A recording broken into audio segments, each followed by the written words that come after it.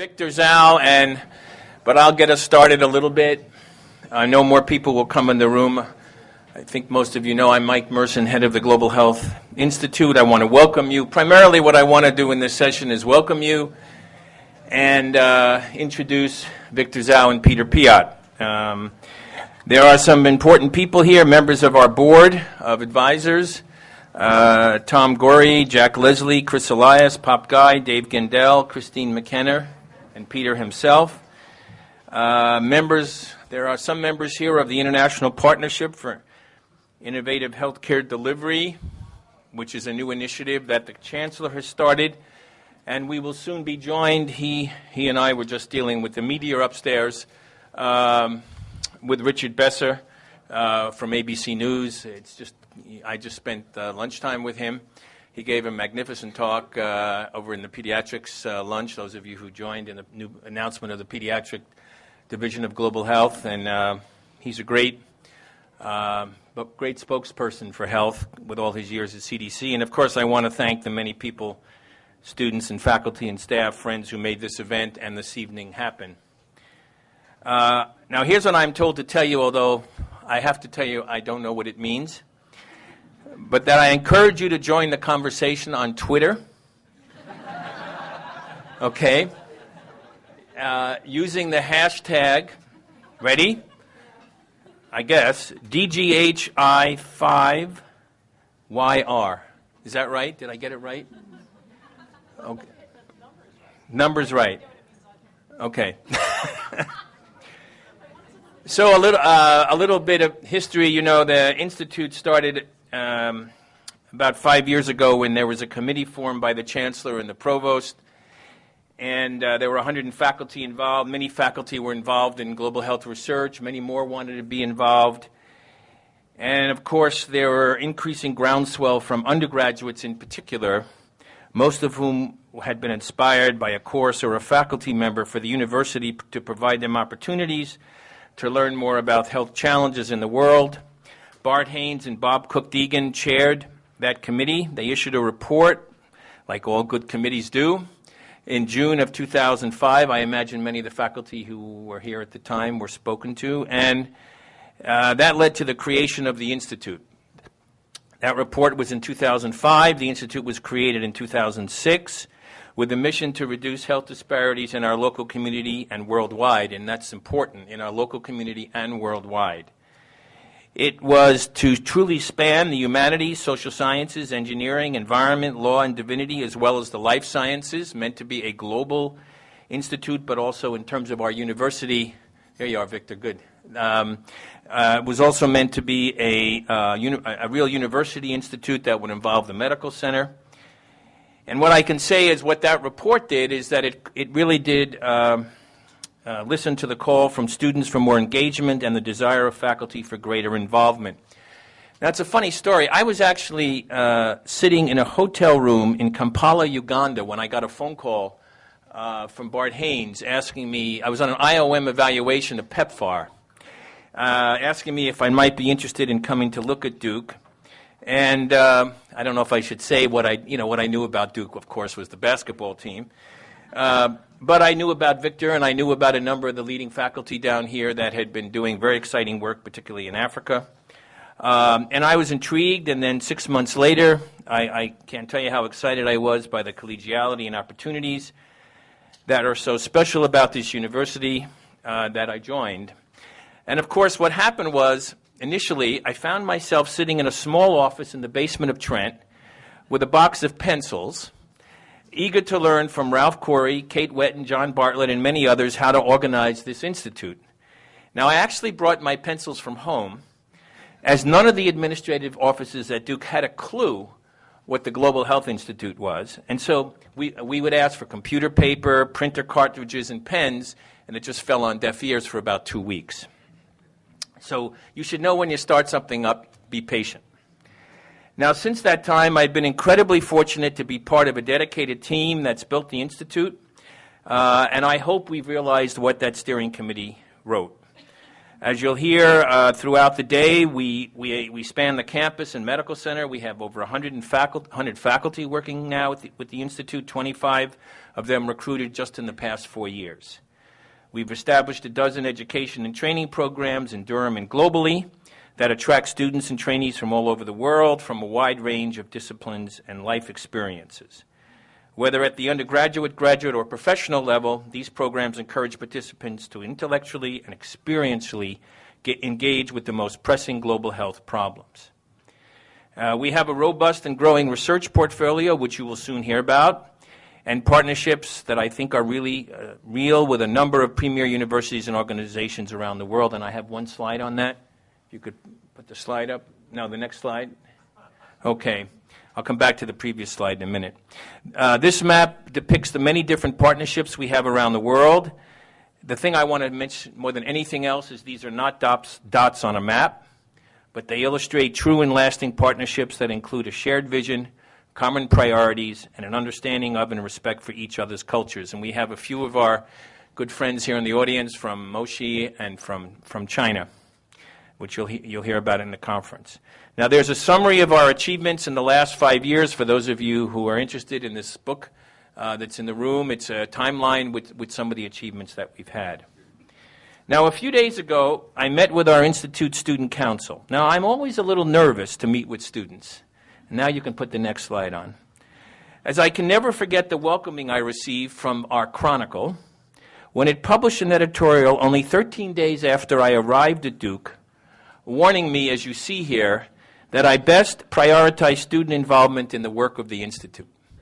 Now, what I did when this came is when I saw this article, I emailed the provost, and I said, "What is this?" And he said, "Welcome to Duke." I can tell you that the meeting with our students went very well, and I was reminded again that our students provide the energy and passion to keep us striving beyond what we think is possible. And their motivation to make a difference is the driving force behind what we are accomplishing. I think all of the faculty in here and at the Institute would agree with that. I have no doubt that if we equip our students with the knowledge, resources, and skills to change the world, our world will be a healthier, more peaceful place. So where will we be 10 years from today, which is what this symposium is about? I can imagine innovative and interactive global health learning environments using the latest technology to bring together students in Durham, India, Tanzania, and China in a common global health curriculum and dialogue. I am optimistic that the results of our research will save and improve the lives of many of those who, for one reason or another, are more likely to face premature death and illness. And I foresee our collaborations with partners in low and middle income countries increasingly giving our and their students and faculty the opportunity to explore creative solutions to existing and emerging challenges. It is the potential of what lies ahead that is exciting and ambitious, and this is the theme of our symposium today. Those are my opening words. I now will have the pleasure of introducing Victor Zhao. Before we start our program, I invited him, and he graciously agreed to say a few words. Victor, really, I would say, is certainly one of the true early champions of global health at Duke. He was appointed Chancellor for Health Affairs here and President and CEO of the University Health System in July of 2004. Before coming to Duke, Victor was Chairman of the Department of Medicine at Brigham and Women's Hospital and Physician-in-Chief at Brigham and Women's Hospital in Boston. Prior to this, he was the Arthur Bloomfield Professor and Chairman of the Department of Medicine at Stanford University. He's a well-known, renowned cardiologist whose academic interests are in cardiovascular, translational research, and mission-based education, and he's been appointed here as the James Duke Professor of Medicine. He received his MD degree from McGill University and had his postgraduate training at Harvard, but most interesting and relevant to us, he was born in Shanghai and was raised in Hong Kong. And no doubt Victor's personal history explains his global outlook and makes him an outstanding leader for Duke Medicine. In short, Victor is one of the reasons we are sitting here today. Quite simply, he has extraordinary drive and passion for addressing health disparities in the world, including right here in Durham. We can all be grateful for his wise vision and continued support. Victor?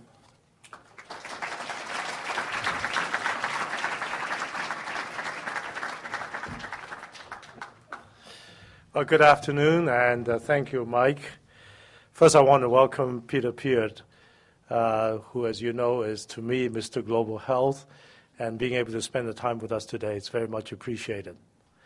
And also the chairman of my board of health system, the board of directors, Tom Gorey, who's here today as well, and so many of you. I want to welcome you to this very momentous occasion, the 5th anniversary of the Global Health Institute. When I look at where Duke Global Health Institute is today and all that is accomplished, you saw the map with lots of dots, but in that dot, every one of those dots is a meaningful relationship, someone's being helped, some education programs will move forward, and so on and so forth. You know, in Tanzania, developing third-year global health study program that placed dozens of medical students all over the world, and most recently launching of the Global Health Division within the Department of Pediatrics. So when I look at where Global Health Institute is today, I can't help but reflect on the journey that led to today's celebration. At Duke, addressing health inequalities locally and globally has always been a core mission and passion of the entire institution across all schools and all disciplines. So the path from concept to reality, that is the creation of the Duke Global Health Institute, has been a collaborative effort engaging large numbers of faculty, students, and staff. And many of you are here today. But for each one of us, myself included, it is also the realization of a personal journey. Eliminating health disparities among underrepresented populations and socioeconomically challenged populations have been a lifelong passion of many of you and certainly of mine. Ever since I was a child, post-war China, when I observed poverty, health disparities, this has always been something I would like to see us address. So when I was at Harvard, I had the great opportunity to work with Paul Farmer. He was a member of my department, and together we created a division, then called Social Medicine and Health Inequalities, which is now called Global Health Equity. And really, a lot of great things have been happening there at Harvard, at Duke, and everywhere else. So really, the idea of creating such a division was principally to create an academic program that can allow research, training, education, but most importantly, career pathways for those who want to devote their life to global health. That was not actually a common thing those days, and not even now, possibly. A lot of people are passionate about this, but find their own spare time to do this, or now maybe the night job or day job. But I think the ability to say this is important for an organization, an education institution, this is important for a medical center. This is important for a business school. This is important for all of us, that we want to support you, and this is rewarded and recognized as a principal pathway of a career in people in medicine, in business, in law, or in policy. I think this is the statement we want to make, and to date, Paul's division has over 60 faculty members, all recruited by him, and develop a real pipeline of leaders. So the story at Duke is really very similar, because in 2004, when I first came to Duke, it was a time when already there was a lot of activity and momentum on global health at Duke. And certainly I had the pleasure of meeting Kate Wetton, Bart Haynes, so many of you here that I can't mention everybody's name, but many of the people are already working so passionately around this area. And of course, that particular year, 1,500 freshman students were assigned to read the book Mountain Beyond Mountains. And Paul came to campus, and the momentum was palpable. And so it became very obvious when I said to President Broadhead, in our first year, what is our signature initiative? I say, it's got to be global health. And I had a most receptive partner in the President Broadhead, and two of us charged, as you heard, a global health steering committee with the help of Provost Lang, and asked him to look, what should it look like at Duke? What should global health look like at Duke? they came back and say we ought to have a university-wide institute. That's a little different than what has been in the past, because in many places, global health is either in School of Public Health, the medical center, but not broadly, embracing every discipline. And obviously, the thinking behind this is so compelling. So we asked Bart Haynes and Bob Cook-Deegan to lead this committee, who then came back and said, we also need $30 million and a great leader. So I had a good partner. So President Broughton and I split those $30 million, and we are so happy to see this institution doing so well. And I know it's sustainable and doing great things going forward. So it's really exciting and humbling to see what was a concept is now a thriving institute whose mission is to understand and address health inequalities throughout the world. Of course, equally impressive has been the multidisciplinary approach that the Institute has used to carry out education, research, service, and policy projects, not only in this country, but also in many places you heard about: Malawi, China, Tanzania, Bolivia, to name a few. You all know that an institute like this doesn't become a world-class institution unless you have a world-class leader. And so in that way, we were incredibly lucky to recruit Mike Merson. And I still remember the day I was arrived at Aspen for an Aspen Institute meeting. I was on the phone trying to convince Mike that he should come. And I think we might have worked out at least a principle, a green principle, and we're so glad he's here. And you know the things that he's done, and you just have to look at yourself and to see what a great accomplishment and what a great leader he has been. So even though that Global Health Institute has already accomplished a lot, and in many ways, however, it's just the beginning. One of the most significant added values of an institute such as this, being located at a university such as Duke, is the unprecedented human capital. We are in a unique position of having world-class experts as well as developing future experts and leaders, where knowledge is not only created but shared, but more importantly, where it can be applied for the human good. There are students, trainees, faculty, and everyone to immerse yourself in this great opportunity addressing global health inequalities and to become a difference maker.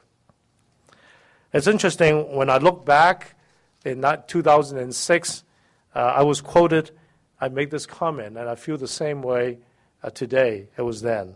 And I quote, "For an organization like ours, it's not good enough to say we're going to give the best care to everyone who walks through our doors.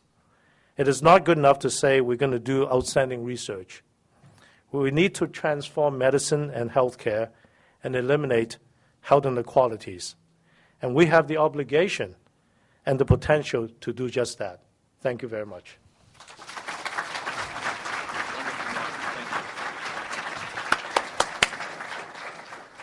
Thank you, Victor, for your wonderful comments. Now on to the symposium. So the purpose of today's symposium, I mean this sincerely, is not to pat ourselves on the back for a job well done. It's to recognize the contributions of our faculty and university are making to some of the most critical health issues at our time, and to renew ourselves to a common mission of bringing about meaningful, lasting change in the health of populations around the world. Now, Victor will remember that a symposium similar to this one was held 5.5 years ago in the Nasher Auditorium to launch the Institute. It's interesting looking at the agenda of that meeting. It very much focused on HIV/AIDS and other infectious diseases. Well, today's leading killers and the future's leading killers look quite different. The shift we are seeing now in most part of the world is due to worldwide economic growth, movement in urban areas, and people around the world living longer, more sedentary lives. Last week marked an important turning point, we hope, for global health. The UN General Assembly put non-communicable diseases like diabetes, obesity, heart disease, and cancer much higher on the global agenda. These diseases claim 36 million lives a year, but what is interesting is that 80% of these deaths occur in low and middle income countries. Non-communicable diseases are the largest killer globally and require a much greater global response. Second, of course, to these chronic diseases is the effect of the environment on health. 24% of the global disease burden can be attributed to the environment, water. And third, health outcomes depend on health systems, which require effective policies and leadership, financing, workforce, the right policies, and I almost showed a slide about how to do it and how not to do it. But I think the main thing we know now is that no matter what interventions we have, if we don't have a health system, we can't deliver care and prevent disease. So non-communicable diseases, global environmental health, and health systems, these are areas where Duke has considerable strength added to our expertise in infectious diseases. And the Global Health Institute is prepared to recruit more faculty over the coming years to make us even stronger. It is these three areas that we've selected as topics for our focus today. We have both established and seasoned experts and young up-and-coming faculty working in various fields to bring fresh ideas to this topic. You're going to now hear from them. We should remember that these global challenges were not created in a short time, nor will they be solved quickly. However, I believe we have the top thinkers, researchers, and actors at Duke who know no disciplinary boundaries and are committed to making a significant impact on these challenges over the next decade and beyond. So now let me introduce our keynote speaker, Peter Piot. Peter is a friend and a colleague. I've known him for more than 20 years. He is someone who understood, we were talking about this coming over here, the importance of global health long before the term was ever used. I first met Peter when I was at the World Health Organization, where he graciously helped me devise the WHO Global Program on AIDS strategy for tackling the challenge of sexually transmitted diseases in the context of the global pandemic of AIDS. He eventually joined the program as Director of Research and then became the first Executive Director of UNAIDS, the joint United Nations program on HIV/AIDS, and also was made an Assistant Secretary General of the United Nations, the first time this had been done for a specific disease.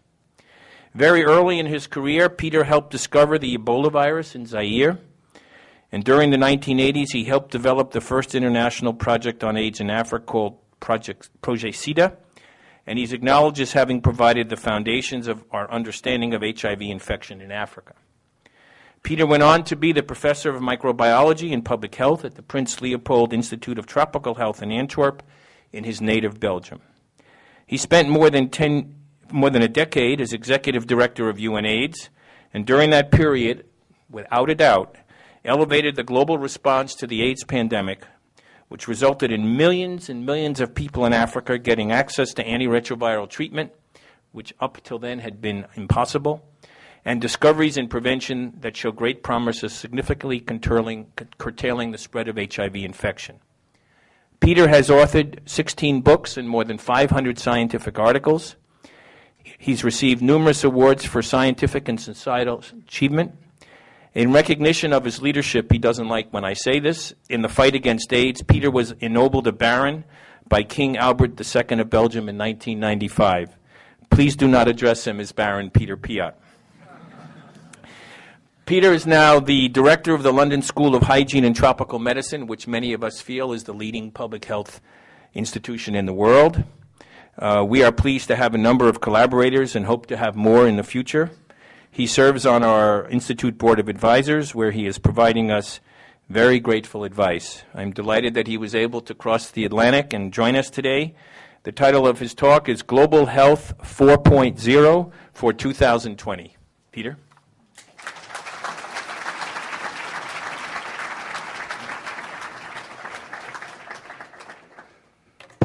Thank you, Mike, and before saying something about you, let me thank you, Victor, for your leadership. It is unusual that someone in your position has this global outlook, and I think your seminal paper on, the academic health system instead of, health is really where you include the global dimension. For me, is one that I've been sending to lots of your colleagues and my colleagues to say, look, Chester, why don't you read this very carefully?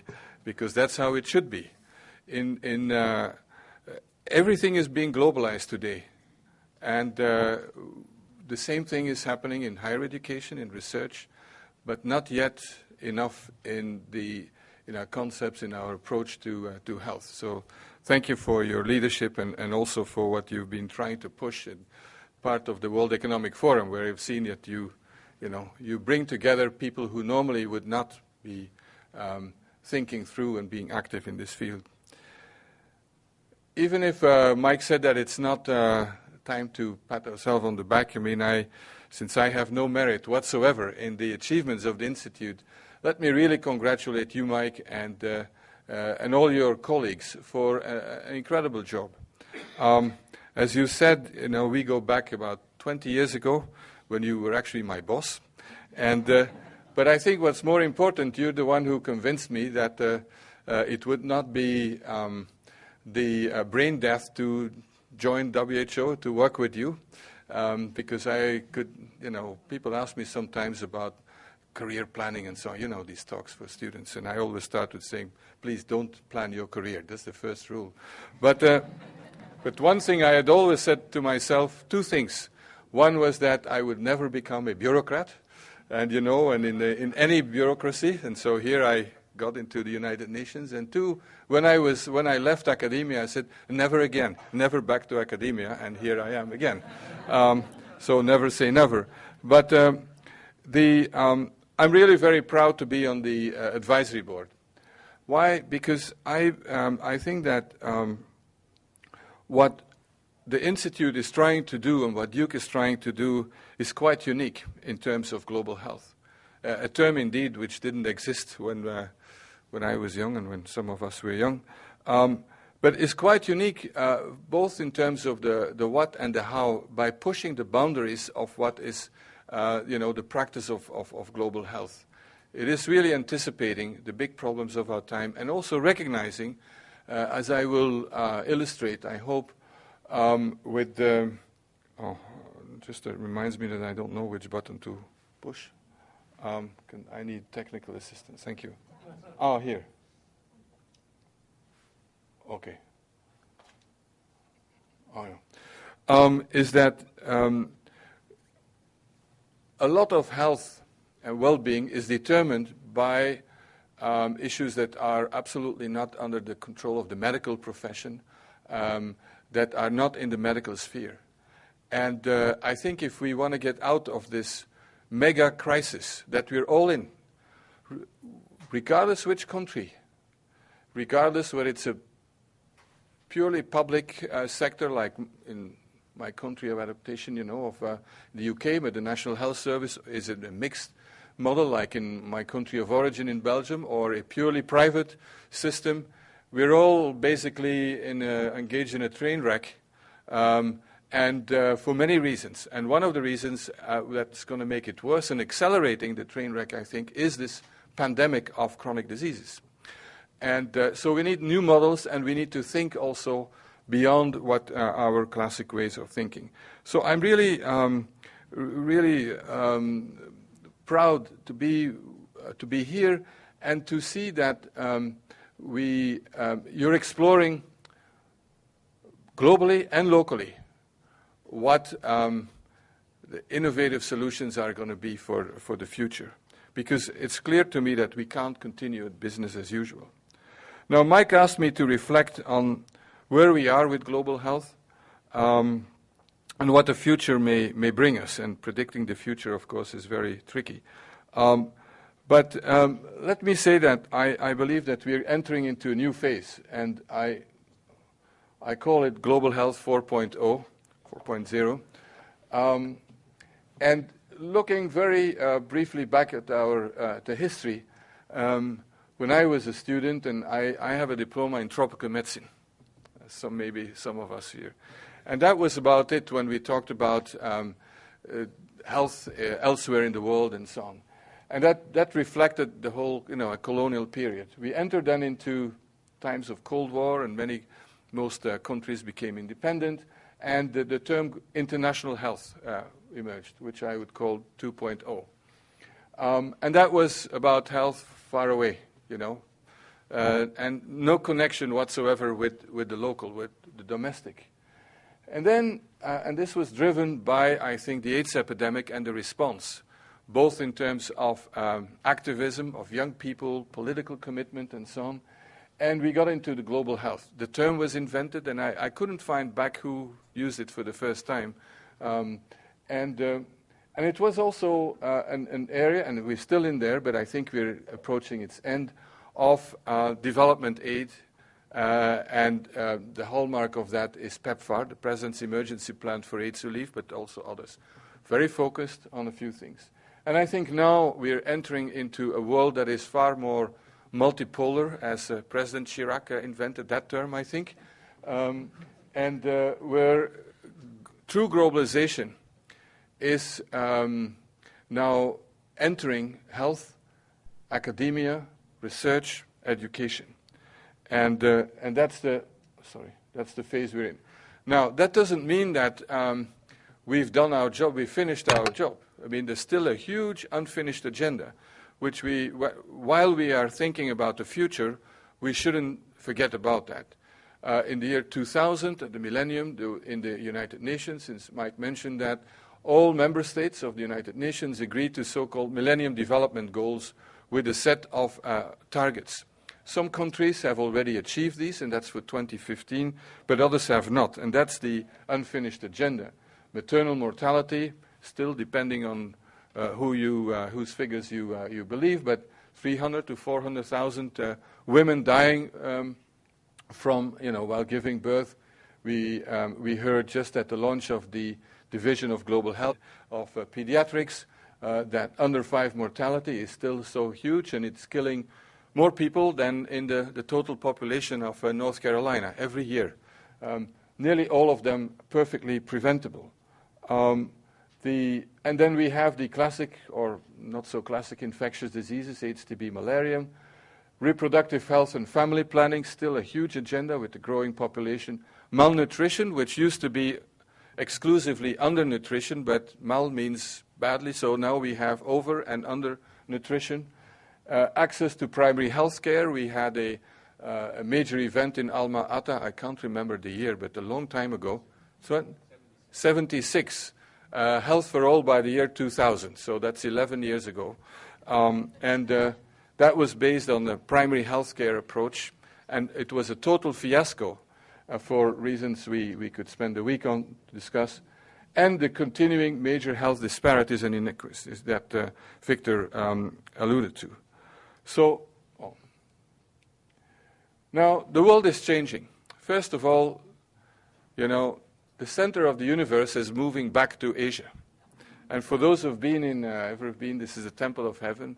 There is a point where you can stand, and that's the middle, the center of the world. And it was when a year ago, I became director of the London School of Hygiene, Tropical Medicine. It's one of the points I made in my opening speech for all the staff, and they stared at me, back to Asia. I'm always so irritated by the lack of historic perspective. Until about 1800, the majority of the world's economic output came from Asia, not only from China, of course, but and then we had the Industrial Revolution here. But that's so we are in a world of high uncertainty and of tremendous change. We say that a lot, and I hear that a lot, but actually it has always been that way. Let's not forget. There have been very, very rare periods where, for, let's say, a century, that there was no change and that things were not uncertain. Now, 3 of the 4 top economies by 2020, if not before, will be in Asia. The US will be the 4th one. But Europe, forget it on that sense. No, it's, as individual countries, the only chance we have, I believe, is if we unite. But that seems to be a bit difficult. Well, at least we haven't had war in Europe. In the classic wars that we've had since 1945, and that is the historic merit, to start with, of the European Union. For energy, land, water, commodities is going to become more and more fierce because it's a finite type of set of energy and commodities that there are. Climate change, regardless of what one believes, is going to become probably accelerate and more acute. We still have the older problem of demographic growth and aging, and that's compounded by climate change. And then closer to our own business is that R&D and higher education landscape is evolving. I'm convinced that by 2020, we'll see a completely different hit parade of the universities in the world. And again, where the Asian universities will be in the top 20, if not in the top 10. And where also we see far more what today is called, in a bit of a Western-centric way, but reverse innovation. Innovation is innovation, but it's no longer going to come from one part of the world. And that's already happening. And then we have growing interdependence at all levels. Probably half of the things that we're wearing and so are made in China. It's also, this is so relevant and so dramatically illustrated by pandemics, that an event at thousands of miles from here can shut down the economy of a country far away, and so on. So all this as a context, and then a new an agenda for global health. Of course, as I said, first point, let's deliver the unfinished agenda. In most cases, it's not a matter of new tools. If there's a need for innovation, it's more for innovation to deliver these tools than in innovating for new tools. But as Mike stressed it, and I think we can't stress it enough, chronic diseases and also mental health are the big issues for the future. But then we have all these points that are affecting directly global health, and also what we do about it, how we design strategies, the mega cities. I mean, we had a few years ago the turning point when half of the world's population was living in large cities. The urbanization continues. And in traditional global health, we're concentrating still on rural populations, where there is, of course, the highest inequity and lowest access to services and so on. I'll go quickly over this. But we have the need for delivering new prevention and treatment technologies, the whole issue around health systems, and let's not forget, after all, I'm an infectious disease guy, that new pathogens will continue to emerge. This is from the World Economic Forum, which every year publishes the global risk landscape. It's one of the most interesting reports that they publish every year. This is from 2009, but the last year's that came out in January this year basically said the same thing. So I didn't have to make a new slide. But the chronic diseases, according to this is basically an opinion poll among business and political and opinion leaders. Chronic diseases are ranked as one of the top